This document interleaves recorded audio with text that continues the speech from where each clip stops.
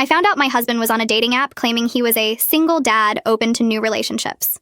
My marriage looked boring from the outside, which is honestly what I thought I wanted, because boring looked a lot safer than the chaos I grew up in. My name is Lainey. I live in a mid-sized city in the middle of the country. I work in a small medical office answering phones and rescheduling people who forgot they even had an appointment, and if you had looked at my life a while ago, you would probably have said it looked normal. I had a husband who kissed me on the forehead before work, a little boy who liked to fall asleep on my chest while we watched cartoons, a car that usually started, rent that was mostly on time, and a calendar full of school events and boring meetings. Nothing about my life screamed drama. Nothing about it prepared me for the moment I realized my husband was out there on a social media app pretending I did not exist. It started in the most ridiculous way, which is kind of how my life tends to go. I was trying to upload some pictures of our son to one of those shared family albums because my mother had been nagging me for days, and my phone storage was full, again, so I grabbed my husband's tablet instead. He uses it mostly to watch videos and scroll through nonsense, and I had used it before, so I did not think twice. I opened the photo folder, and because the universe has a dark sense of humor, a notification slid down from the top of the screen right then. It was from a social media app I did not even know he had installed, and it said something like, "Someone commented on your video," with a bunch of hearts and fire emojis. I could have ignored it. I probably should have ignored it. Instead, I tapped it, because apparently I like pain. The app opened straight into his profile, and for a second my brain did not even process what I was looking at. There was my husband's face in the profile picture. Same stupid crooked smile. Same faded baseball cap he refuses to throw away. But the name under it was not his full name, just a shortened version, and the bio made my stomach flip. Single dad, starting over, figuring it out one day at a time. No mention of a wife. No mention of a marriage. No wedding band in the photos. Just him and our son, and some carefully curated shots of him looking very available. I started scrolling, and the more I scrolled, the more my chest tightened. There were videos of him at the park with our son, except the captions were all about how hard it is to do it alone, how he never thought he would be raising a kid by himself, how tough it is to co-parent with someone who does not respect boundaries. There were selfies of him at the gym, which was wild because he had told me he did not have time to work out anymore. There were clips of him in the car singing along to songs he would never admit he liked, with text overlays about healing, about new beginnings, about finally choosing himself. And then there were the comments. Women. So many women. Telling him what a good father he was, how strong he was for leaving a toxic relationship, how they wished they could meet a guy like him. He was replying to them, not in a vague thank you kind of way, but with little inside jokes, flirty emojis, things like maybe someday, who knows, life is full of surprises. Every trace of our life together had been scrubbed from that digital version of him. No pictures of me, no mention of me, no hint that he went home to a wife who was probably making dinner while he filmed himself in the car talking about how lonely he was. I just sat there on the couch with the tablet in my lap and my heart pounding so hard it made my hands shake. Our son was in the next room arguing with some cartoon villain on the screen, and my husband was at the store grabbing milk, or at least that is what he had said when he left. My brain was doing that thing where it tries to protect you by going very calm and very blank. Like maybe if I did not think too hard, it would stop feeling like the floor had dropped out from under me. Instead of throwing the tablet or calling him screaming, which honestly is what the loud part of my brain wanted, I took a deep breath and told myself to move slowly. I opened the settings and saw that he had saved the password for that app. I took a picture of the login information with my phone, then I logged out and back in to make sure it worked. It did. It was not some old, forgotten account. The last post was from that morning, a video of him in the parking lot at work talking about how he hoped his son would grow up proud of him for never giving up. I wanted to laugh and throw up at the same time. For the next hour, while cartoons played in the background, I scrolled through his posts and watched my marriage crack in slow motion. I saw holidays where he had conveniently cropped me out, turning a family picture into a single dad moment. I saw weekends he had told me he was exhausted and needed to sleep suddenly appear as footage of him driving around the city talking to his followers about growth and healing. I saw comments from strangers calling him brave, and comments from a few familiar faces that made my stomach twist in a different way. A woman from his job. Another woman whose name I recognized from his stories about clients. They were all there, in this secret little world where I was just a vague villain in his backstory. By the time my husband walked back in with grocery bags and that fake casual whistle he does when he wants to act like he is light and easygoing, I had already made a decision. I smiled, I kissed his cheek, I put the milk in the fridge, and I did not say a word. It felt like my tongue had turned into a piece of glass in my mouth. That night, after he fell asleep snoring with his phone on the nightstand, I sat on the bathroom floor with the tablet and my own phone, and I created a new account on that same social media app. I made my fake profile boring on purpose. No photo at first, just a simple username, some neutral posts about work and coffee and being tired all the time. I followed a bunch of random accounts so it would look real enough. Then I followed him. I turned on all the notifications. Every time he posted, every time he replied to someone, every time he went live, my phone would light up. It felt insane, sitting there building a fake digital version of myself to spy on my very real husband. But it also felt like the only way I was going to get the full picture before I decided what to do. Over the next days, my life split in two.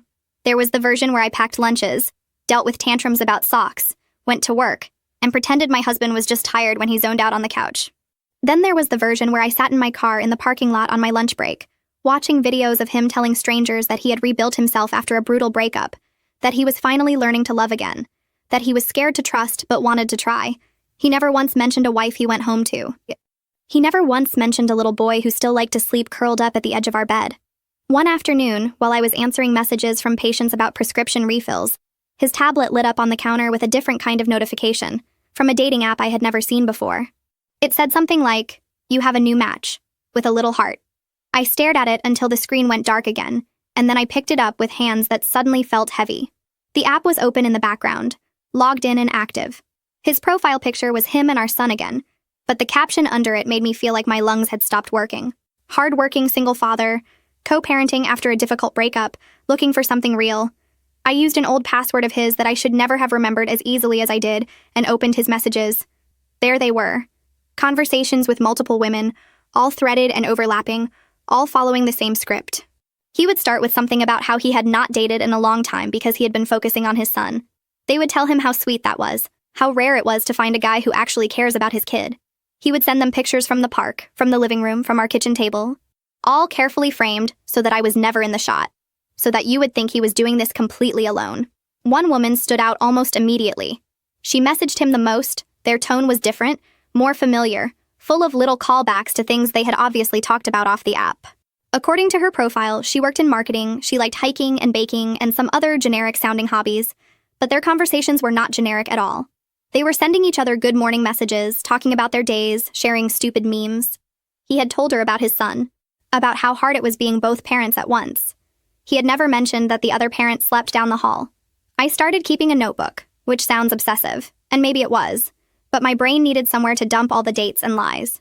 I wrote down the nights he said he had to stay late at work, the weekends he told me he had some training, the times he said he had to help a friend move. Then I cross-checked them with his messages, his posts, and those little location tags he kept forgetting to turn off. More often than not, his version of events and the digital one did not match at all. The first time I saw him make plans with the marketing woman, my hands got cold. He told her he was meeting a client in the city center and suggested they grab coffee after. The date landed on a day he had already told me he might be home late because of a meeting, which felt both careful and lazy at the same time. He really thought I was not paying attention. To be fair, I had not been. Not like this. On the day of the supposed client meeting, I dropped our son off at school, called in a personal day, and parked my car a block away from the coffee shop he had texted her about. I felt ridiculous, like some character in a trashy show. Sitting there in my car with a travel mug that had gone cold, watching strangers walk by and jump every time a man in a baseball cap appeared, I kept telling myself I could still go home, that I did not actually want to see it with my own eyes. But my body stayed glued to the seat. He showed up right on time, which was funny because he was almost never on time for anything at home. He wore the jacket I had given him for our anniversary, the one he had told me was too fancy for his job. He looked lighter somehow, like someone had taken a weight off his shoulders. A few minutes later, she walked up, and my stomach dropped in a way that had nothing to do with jealousy at first. She looked normal. Not some cartoon villain. Just a woman in jeans and a soft sweater, hair pulled back, nervous smile, holding her phone like a shield. They hugged like people who had been talking for a while. Then they sat down, and my husband laughed in a way I had not heard in months. I watched him lean in, touch her hand, show her something on his phone. I watched her blush, tuck her hair behind her ear, look at him like he was exactly who he said he was. I snapped a few pictures with my phone from the car, my fingers shaking so badly half of them came out blurry. I do not even know why I took them. Proof for myself, maybe. Proof for later. Proof that I was not insane. When he came home that night, he put a small bunch of flowers on the counter and kissed my cheek, saying something about how he had passed a stand on the way back from his meeting, and thought of me. Our son came running and yelling about dinosaurs and snacks, and my husband scooped him up, spinning him around like some loving father in one of his own videos. I stood there with my hands still smelling like dish soap and stared at the man who had just spent his afternoon pretending to be single and available. If this is the part where you think I threw the flowers at his head and kicked him out, I am sorry to disappoint you. I did not. I smiled. I put the flowers in a glass. I helped our son build a pillow fort. I went through the motions of our evening routine like I was watching someone else do it from a distance. Inside my chest, something had cracked clean down the middle, but on the outside, I stayed composed because I needed time. I needed to know if this was a horrible, isolated mess, or if my entire life had been quietly rewritten behind my back. The first confrontation did not happen until a few nights later, when the tablet lit up next to him on the couch and he fell asleep before he could clear the notifications. One of them was a message from the marketing woman, popping up across the top of the screen with a little heart next to his name. I took the tablet gently out of his hand and carried it into the kitchen, where I put it down on the table and just stared at it for a minute, breathing in and out until my hands stopped shaking enough to tap the screen. I opened the social media app first. His latest video was him sitting in his car in a parking lot, talking about how he had learned to stop settling for less than he deserved. I did not even finish watching it. Instead, I opened the dating app and scrolled straight to his conversation with the marketing woman. There were messages from earlier that day, him telling her he had an amazing afternoon, that he could not stop thinking about her laugh, that he felt like he could really be himself with her. She had replied with things like, "I am so glad we met, and I have not felt this way in a long time." It was like being punched in the face by a life I did not even know existed. I walked back into the living room, tablet in hand, and turned on the lamp. My husband groaned and blinked up at me, confused. I held the tablet out to him and said his name in a way that made his eyes snap fully open. He saw the screen, saw the messages, and for a second his face went completely blank. Then he sat up, rubbed his face, and did what he always does when he is caught. He tried to laugh it off. "It is not what you think," he said, voice already sliding into that calm tone he uses when he wants me to feel dramatic. I told him I did not say what I thought yet. I just wanted him to explain why there was an entire version of him online pretending to be a single dad, why there were women sending him hearts, why there were messages about afternoon dates when he was supposed to be in a meeting. He started with the easy lie. "Those accounts are old," he said.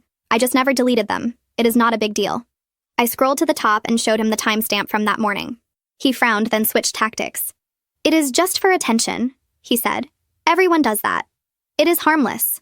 When I did not flinch, he sighed like I was exhausting and said, "You should not be going through my stuff. This is a huge invasion of privacy."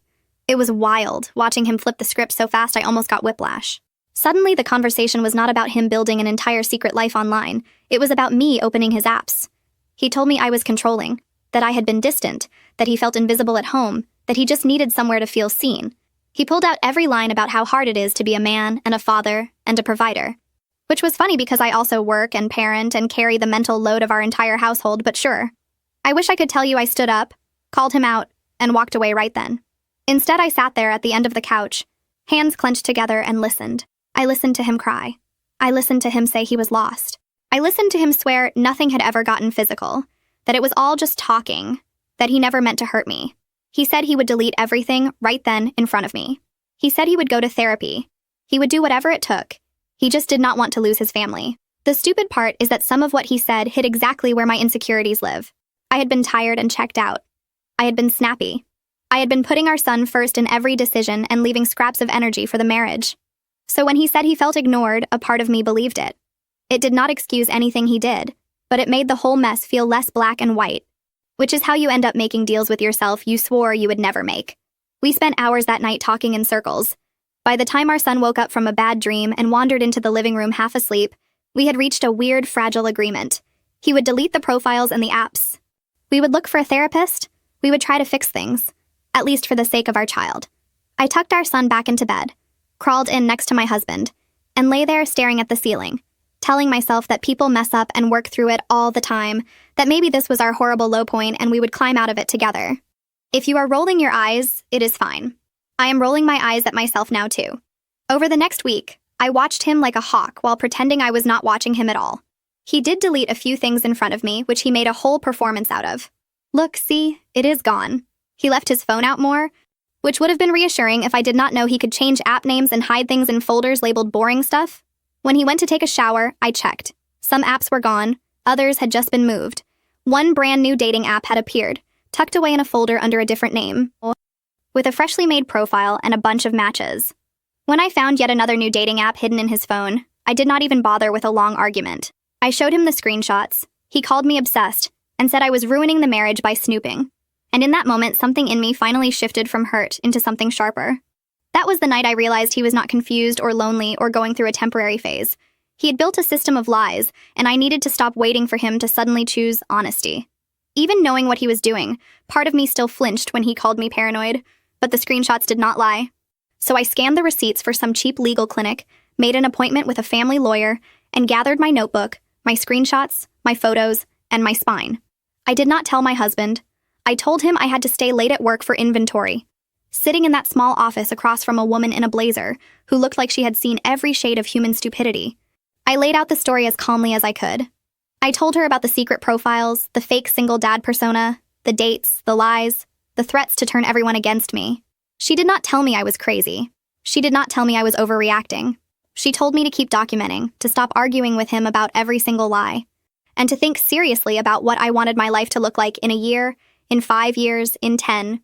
She explained in simple terms how separation and custody usually work where we live. She talked about things like temporary orders, documentation, patterns of behavior. It was not some complicated drama, just a series of unromantic, practical steps to get out of something that was slowly killing me. While I was quietly lining up information, my husband was busy writing his own script. He started calling his mother more, which is never a good sign for me. He told her I was moody and cold, that I had turned controlling, that I was not the same person she had met. She, of course, called me with her soothing voice and told me she understood that marriage is hard, but men need space, and I should not make a big deal out of silly internet stuff. According to her, all that mattered was that he came home to me every night. He told his friends that I was obsessed with social media, that I was going through his phone constantly, that I was accusing him of things he had never even thought of doing. He left out the part where he had an entire fake life on those apps. Every time someone he had warmed up in advance reached out to me with concern for my mental health, I felt my world get a little smaller. The worst part was finding out he was using our son as bait. On the dating app, his profile was full of pictures of our kid, face front and center, with captions about how his son was his whole world, how he would do anything for him, how he was learning to be both mom and dad. There is a special kind of nausea that comes from seeing your child turned into a prop in a story you did not agree to. By the time I found receipts from restaurants and a hotel tucked into a coat pocket, dated on weekends he had sworn he was out of town for work, my anger had burned past the point of tears. I spread the receipts out on the table, next to my notebook and my screenshots, like some depressing vision board. I scheduled an appointment with a therapist because I realized I did not even know who I was anymore outside of this detective role. I needed someone who was not directly involved to remind me I was not insane for wanting basic honesty. Therapy did not magically fix anything, but it gave me sentences that did not start with, maybe I am overreacting. I told the therapist about following him in my car, about reading messages at 2 a.m, about replaying every conversation in my head looking for clues I had missed. She did not look shocked. She just nodded and said that when your reality keeps getting rewritten in front of you, it is normal to cling to any evidence you can find that proves you are not imagining things. One evening, after yet another tense day of pretending everything was fine in front of our son, I put him to bed and walked straight back into the living room where my husband was scrolling on his phone. I did not bring the tablet this time. I brought the receipts. I laid them out on the coffee table in front of him like a miserable little fan of paper, all with dates and times and totals. His eyes flicked over them and then up to me. He started to open his mouth, probably to tell me they were from some work dinner. Some obligatory thing I just did not remember. But I cut him off. I told him I had talked to a lawyer. I told him I had talked to a therapist. I told him I had seen him with the marketing woman and that I knew about the others. I told him I was done arguing about whether or not my feelings were valid, because the facts were not up for debate anymore. I told him I was going to file for separation and that I wanted to talk about where he was going to live, because he was not going to keep waking up in this house and acting like he had not burned it down. He stared at me like I had suddenly started speaking another language. Then he laughed, short and bitter, and said, "You are not going to do that. You would not survive on your own. You do not have any proof anyone will care about. No one is going to take your side." He always underestimated me when I did not scream. The next weeks were a blur of paperwork and strained silence. He refused to move out, insisting he had as much right to the apartment as I did, which was technically true on the lease and completely false in spirit. We moved around each other like two strangers who accidentally booked the same motel room. He started staying out later, making less effort to hide it, probably hoping I would be the one to snap and leave first. I did not. I slept on the couch more nights than I cared to admit, just to have something solid between my body and his carelessness. When he mentioned casually one morning that he wanted to introduce our son to someone he had been seeing, every muscle in my face tried to rearrange itself into something that would not scare our child. I waited until our son was watching a show in the other room, Then I told him that was not happening without a proper conversation and some kind of guidelines, because I was not about to let my kid be introduced to a revolving door of strangers he picked up from an app. He rolled his eyes and said I was being dramatic, that it was just coffee, that our son needed to see him happy. I called my lawyer the second he left and explained what he had said. She talked me through options for temporary agreements, for documenting concerns, for asking a judge to put some basic structure around his time with our son. It was not some huge courtroom showdown, just a series of forms and a strongly worded request to stop acting like our child was an accessory. When we went to the first mediation session, he walked in with that wounded expression he had perfected, like the world kept doing things to him and he was just bravely enduring it.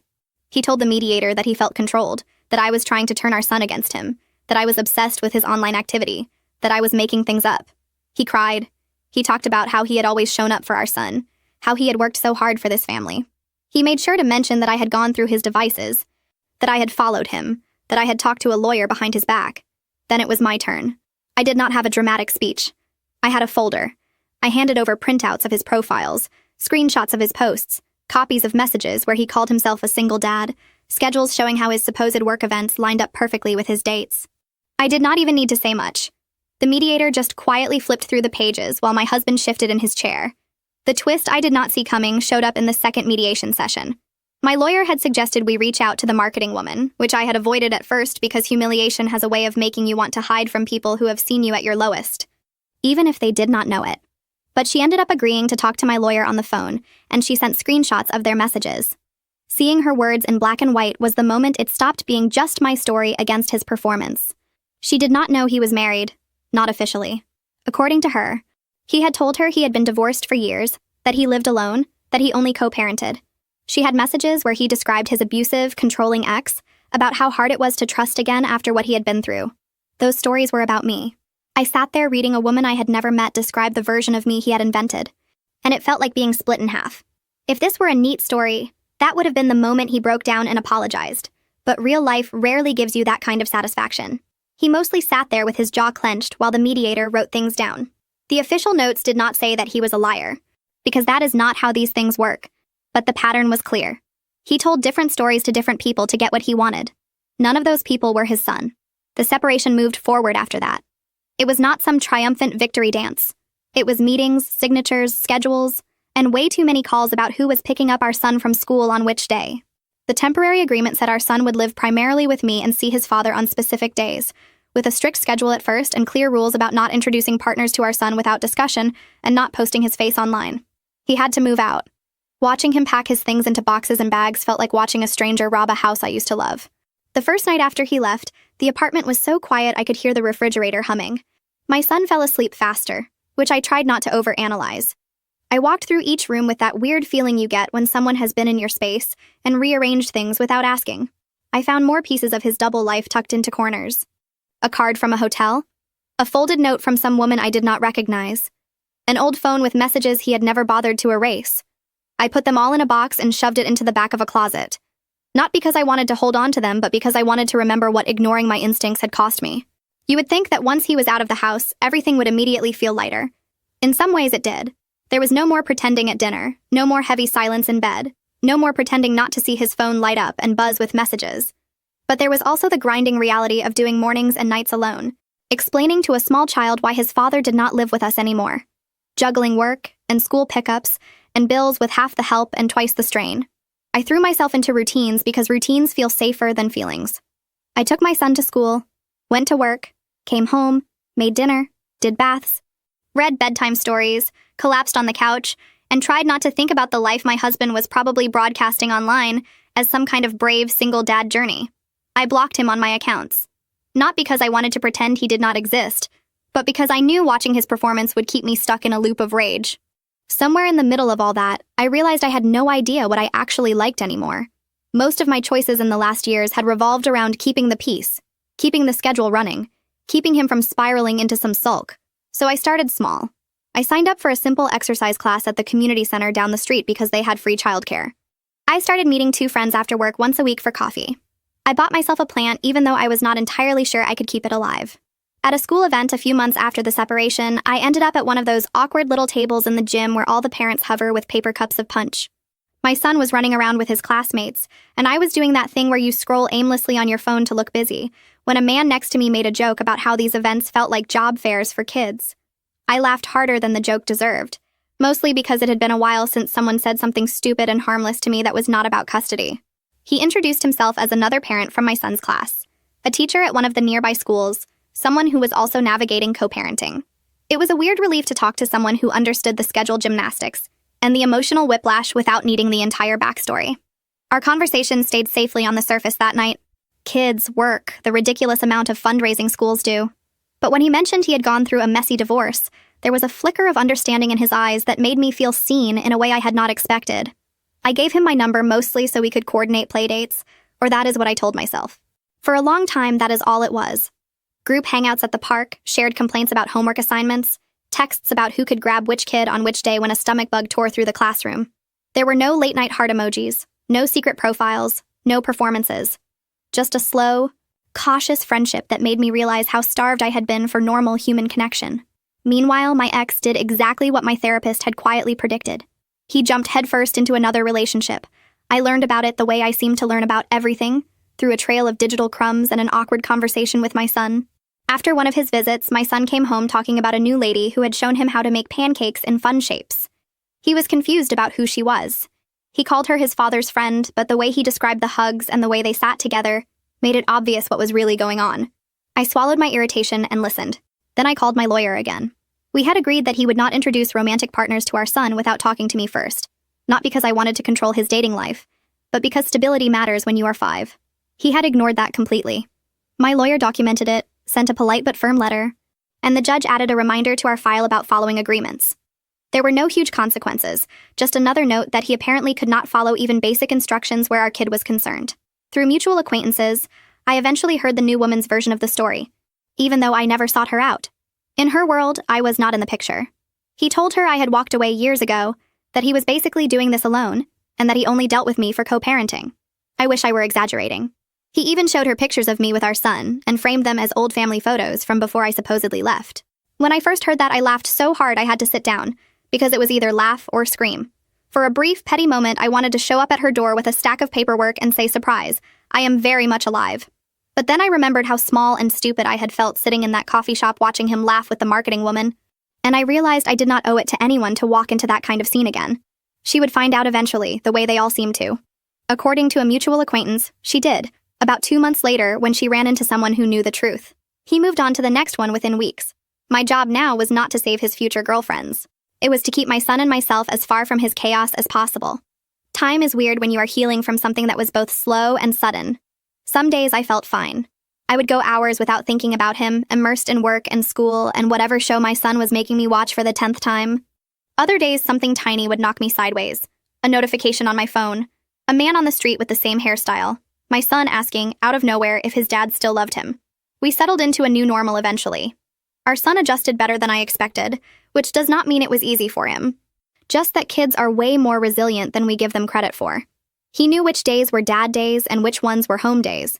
He stopped waking up in the middle of the night asking where his father was. He started talking more about school projects and less about who was sleeping where. The teacher dad from the school event and I started spending time together outside of kid-related things.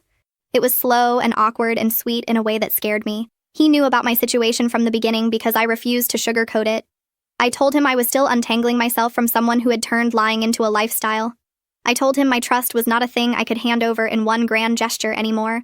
It was something that might show up in tiny installments if I ever felt safe enough. He did not promise to heal me or fix anything.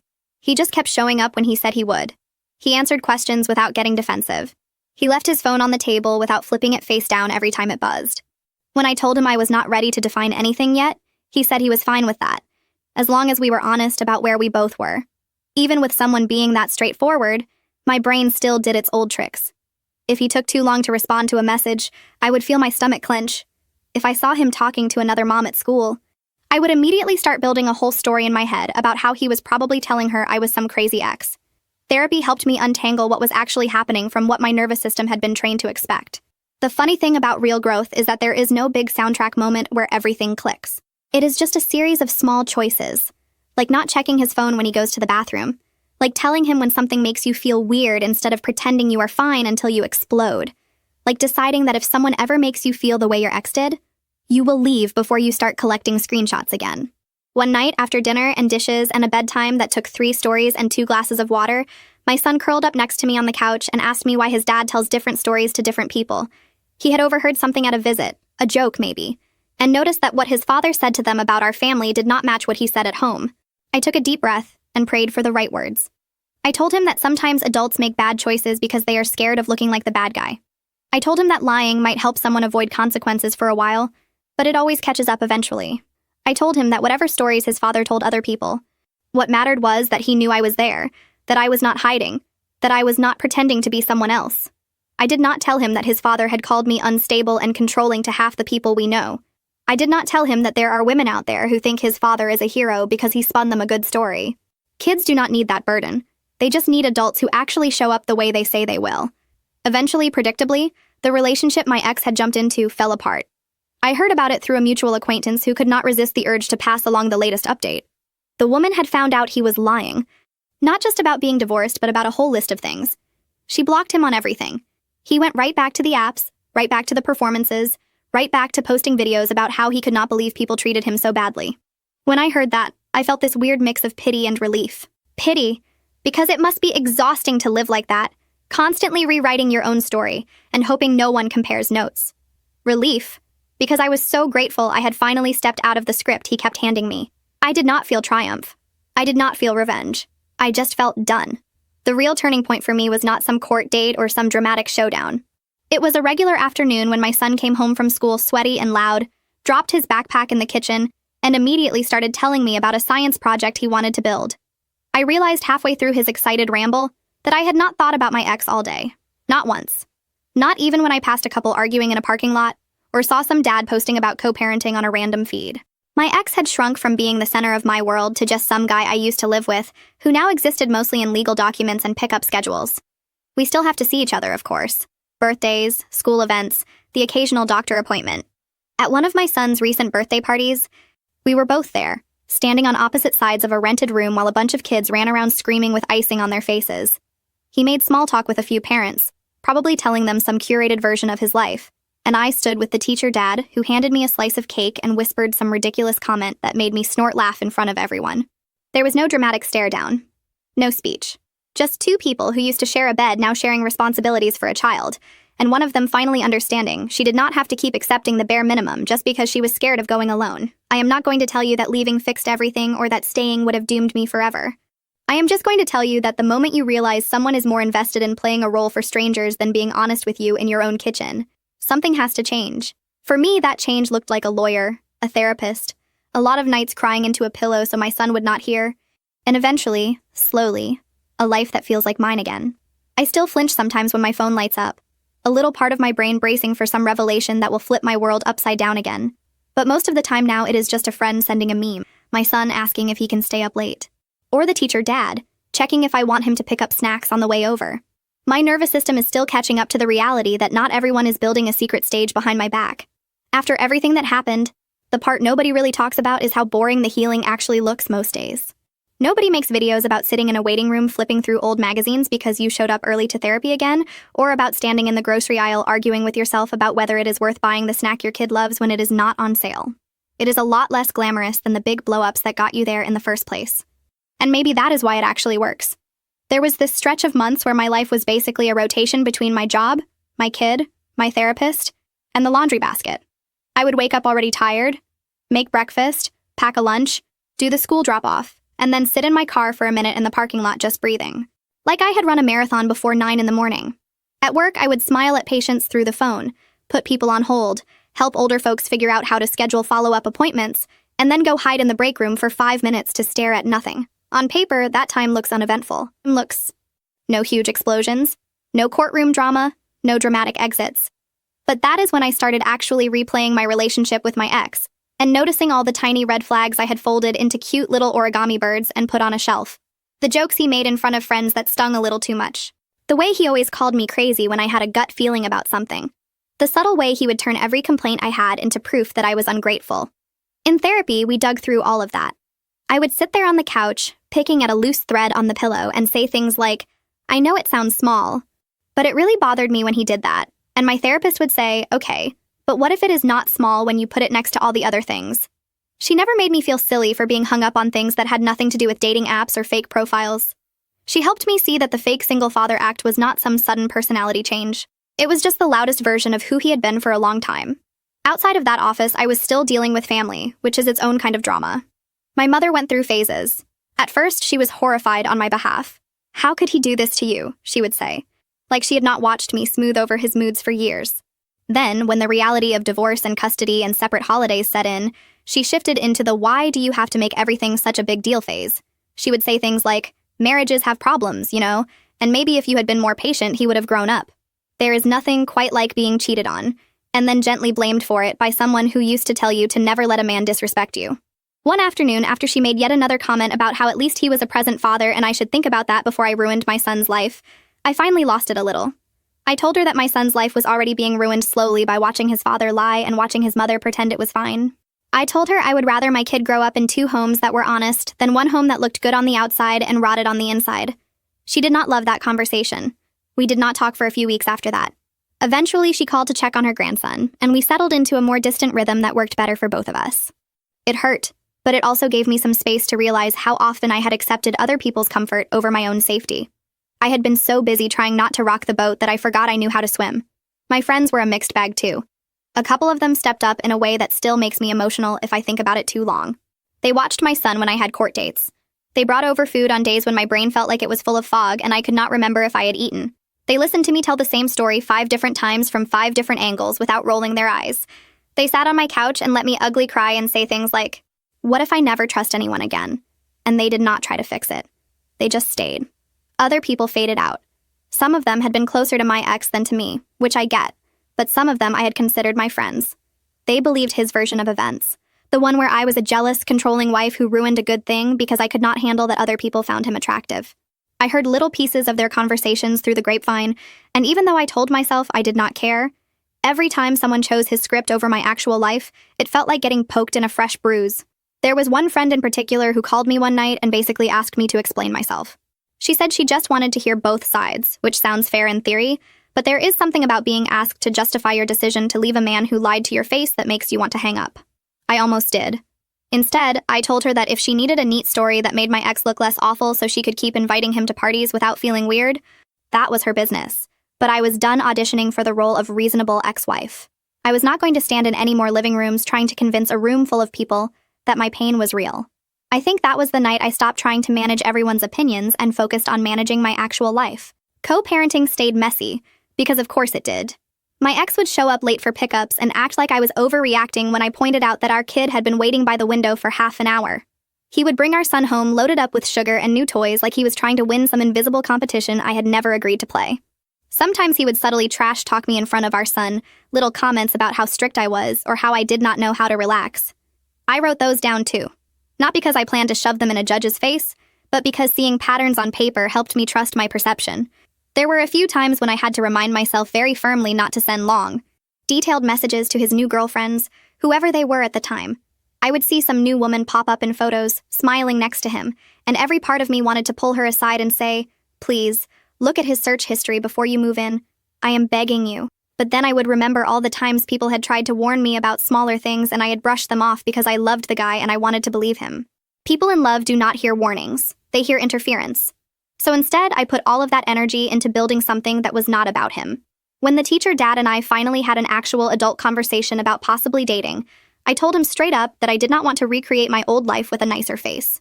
I did not want to slide into some new routine where I carried the mental load while he played the fun parent. I wanted an actual partner or nothing at all. He did not flinch. He said, "Then hold me to that." And so far, he has meant it. We still move slowly. There are nights when he is over for dinner and my son is halfway in love with him because he helps build ridiculous blanket forts. And I can feel my brain start to panic. Like any minute now, I am going to discover some secret account he has been hiding. On those nights, instead of snooping through his stuff, I tell him exactly what is going through my head. I tell him I am scared of being blindsided again. I tell him I know he is not my ex. But my body sometimes cannot tell the difference. He listens. He does not get defensive. He does not call me crazy. He does not make it about how hard it is for him to be with someone who has trust issues. He just asks what would make me feel safer and then actually does that. It is unsettling in its own way, having someone respond with care when you are braced for mockery. I wish I could say that now my life is perfectly balanced, and I never think about my ex unless a bill shows up with his name on it. But that would be a lie, and I am extremely done with lies. There are still days when I feel rage bubble up out of nowhere. Like when I am filling out school forms and I have to write both our names in those little boxes, and remember how much work I did to keep this family functioning while he was busy recording heartfelt videos in parking lots. Or when my son says something that sounds a little too much like one of his father's lines and I have to unclench every muscle in my jaw before I answer. The difference now is that those feelings do not run my whole day.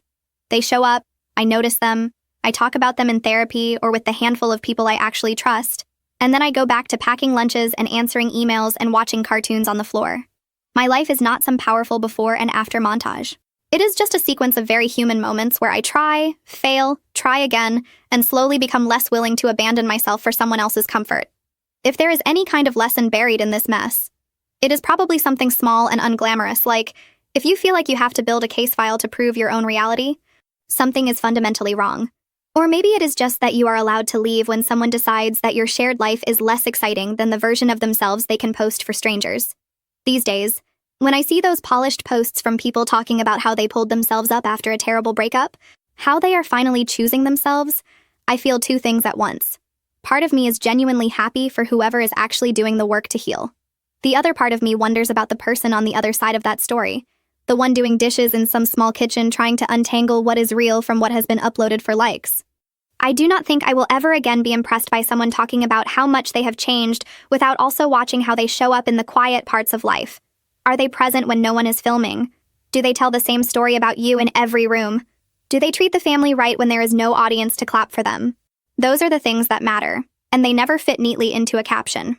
There was this one afternoon at the school playground that sticks in my mind more than any of the legal meetings. It was one of those community events with tables of cupcakes, kids running in uneven lines, and adults pretending they were not checking their phones every 2 minutes. My son was on the swings with the teacher dad pushing him gently, and I was standing a little off to the side holding a paper cup of lukewarm coffee, trying not to overthink how weird it still felt to see another grown man step into that space. My ex showed up late, of course. He walked across the grass in that way he has, like the whole world is a hallway, and he owns every door. He gave me this tight little smile, the kind you give a neighbor you barely know, and then went straight to our son and scooped him up like he had not missed half the event. For a second, panic hit me in that old familiar wave, like I should go stand between them and explain again why he could not just rewrite reality whenever he felt like it. But my son wriggled down from his arms on his own and said, "You are late. We already did the games," and then ran back to the swings without waiting for an answer. I do not know why that tiny moment cracked something open in my chest more than any of the dramatic fights. Maybe because it was the first time I saw our kid set a boundary without even realizing that was what he was doing. My ex tried to play it off, made some joke about traffic, looked over at me like he expected me to smooth it over, and I just did not.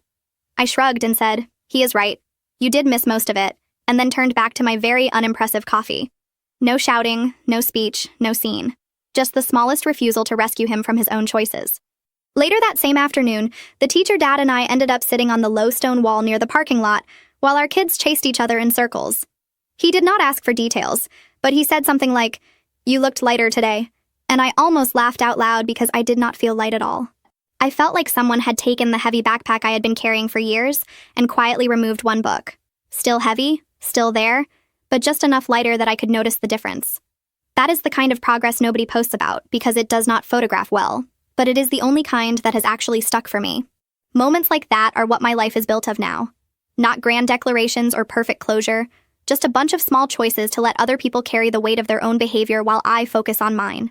Picking up my son on time, answering emails, saying no when something feels off instead of spending another year trying to be the cool, unbothered wife who can handle anything. It is boring and messy and sometimes unbelievably hard, but it is real. So that is my story.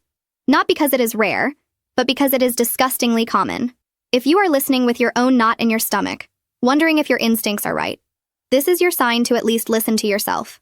You deserve a life that does not require constant proof that you are not the problem. These days, when my alarm goes off too early and my son complains about breakfast and my car makes that weird noise again, I drag myself through another very normal day.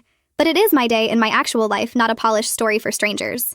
And for the first time in a long time, that is enough.